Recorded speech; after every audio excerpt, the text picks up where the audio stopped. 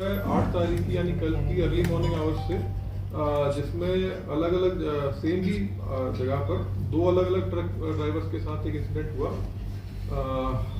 Robbery और उन्हें injury हुई है, पत्थर मार के और चाकू की इंजरीज हैं उनके ऊपर। और उसके बाद इंजरी इंसिडेंट के बाद उनसे उनके मोबाइल फ़ोन और कैश भी छीना गया। तो इस इंफॉर्मेशन के बाद हमने FIR इमीडिएटली रजिस्टर करी, इन्वेस्टिगेशन शुरू की और CCTV फुटेज और इंटेलिजेंस के आधार पर ये पाया गया कि इसमें 4 मेन अक्यूज थे जिन्होंने इस वारदात को अंजाम दिया था। और इसके बाद बीती रात को जो हमारी नाइट पेट्रोलिंग थी उसमें हमें इन्फॉर्मेशन आई कि ये अक्यूज जो है ये रेलवे फाटक जो हमारा किराड़ी नगर थाने का एरिया लगता है उसके पास आएंगे और इनके पास हथियार होने की भी संभावना है। तो पूरी एहतियात बरतते हुए हमने अपनी टीम को बुलेट प्रूफ जैकेट्स और प्रॉपर वेपन्स इश्यू करके जो इन्फॉर्मेशन है उसको वर्कआउट करने भेजा। और फॉर्चुनेटली इन तीनों से हमारी पुलिस टीम का जो है एनकाउंटर हुआ, सामना हुआ। इन्होंने पुलिस टीम को देखते ही हमारे ऊपर फायरिंग किया, जवाबी कार्रवाई हमने भी की। इनका जो फायर किया गया एक बुलेट था वो हमारे SI योगेंद्र की बुलेट प्रूफ जैकेट पर लगा। भगवान का शुक्र है उनकी जान बचती, वो सेफ है। और जवाबी कार्रवाई में हमारे SI योगेंद्र ने और कांस्टेबल सनी ने फायर किया, जो कि इनकी जो 2 अक्यूज हैं राजेश और श्री, इनके पैर के ऊपर इंजरी आई है।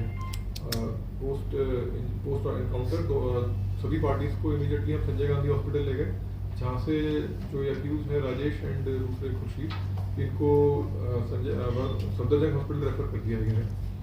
मौके से इमीडिएटली हमें इनके पास से 2 कंट्रीमेट पिस्टल्स और 4 स्पेंट राउंड बरामद हुए थे। सब्सिक्वेंटली हॉस्पिटल से 2 लाइव राउंड्स भी बरामद हुए थे। एक और इसमें अक्यूज है एब्सकॉन्डिंग है, उनकी तलाश जारी है। और जैसे ही बाकी जो इन्होंने रॉब सामान है उसकी भी रिकवरी इफेक्ट में लाई जाएगी और आपने इन्फॉर्म किया है। सर प्रीवियस इन्वॉल्वमेंट क्या है? ऐसा नहीं है, लोकल ही रहने वाले हैं, प्रेमनगर और हमारा जो नागलोई में अमर कॉलोनी लगता है वहाँ के रहने वाले हैं। 8-8, 10-10 केसेस हैं सबके ऊपर। कुछ हमारे एरिया के हैं, रनौला थाने के हैं, कुछ रोहिणी डिस्ट्रिक्ट के हैं।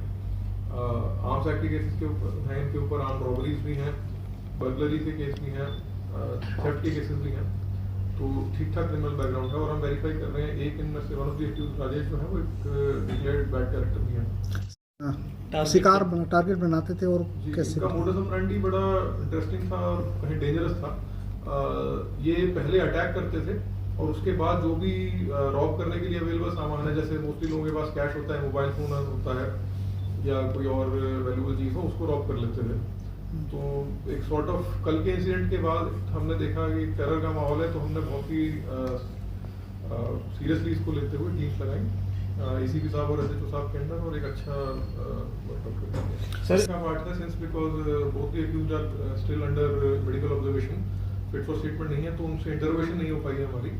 बट बहरहाल एज सच कोई इनका ड्रग्स में इन्वॉल्वमेंट या उस तरह का कुछ आया नहीं है सर नहीं। बट जो इनका मोडस ऑपरेंडी जैसे अर्ली मॉर्निंग वी आवर्स में करने का था, तो ये फोकस जैसे हमारा रोहतक रोड है, हाईवे एरिया है, इसके ऊपर ही करते हैं। सर मैंने बताया 2 कंट्रीमेट पिस्टल कट्टे बरामद हुए और 4 स्पेंट राउंड और 2 लाइव राउंड्स भी फायर किए गए हैं। इनकी तरफ से 2 राउंड फायर हुए थे और 2 राउंड जो है दोनों के अक्यूज के जो वेपन्स हैं उनमें फंस गए थे, एक फायर होने के बाद और एक फायर नहीं हो पाया था।